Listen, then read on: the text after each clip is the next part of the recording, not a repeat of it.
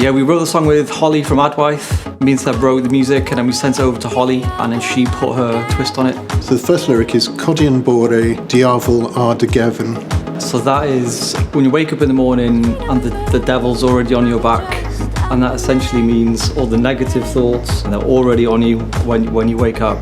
The next lyric is Agor dy lygad I weld, so that's open your eyes to see. That lyric is about opening your eyes to your experience around you to try and just get out of those negative thoughts. So the next set of lyrics is Paid a Dilyn Fi, which means don't follow me. It's about having this kind of anxiety on your back.